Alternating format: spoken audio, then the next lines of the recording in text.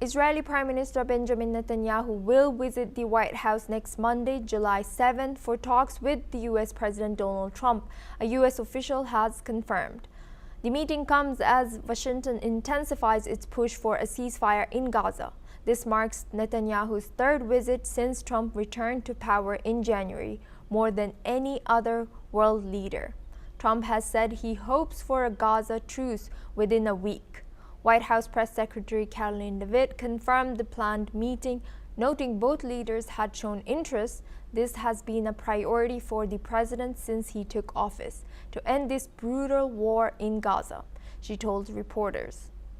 The visit follows Trump's recent appeal on Truth Social urging Israel to make the deal in Gaza. Strategic Affairs Minister Ron Dermer is expected in Washington this week to finalize details ahead of Netanyahu's arrival. Trump surprised Netanyahu during their first 2025 meeting in February by suggesting the U.S. could take over Gaza. The Israeli leader also visited in April. The recent end of Israel's 12-day war with Iran has opened a potential window for a ceasefire with Hamas. Trump is eager to add another diplomatic success to his resume ahead of the November election. Now we have guests joining us for this discussion. Jordan Cope, he's a Middle East affairs expert, joining us live from Erfurt, Germany. Thank you for joining us today. Welcome to NewsX World.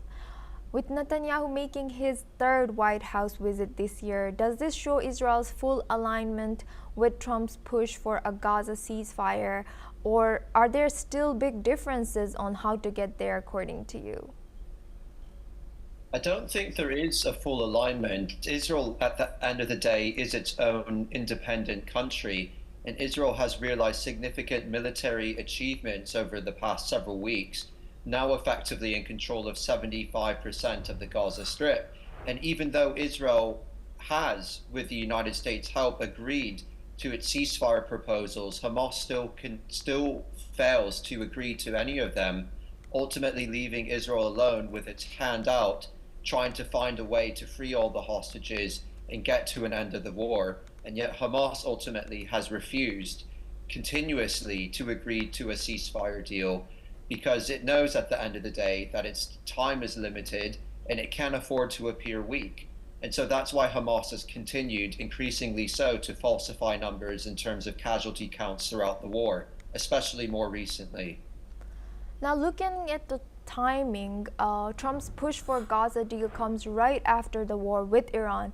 Does this create real momentum here for a truce with Hamas, or could it just be an election year photo op with little substance?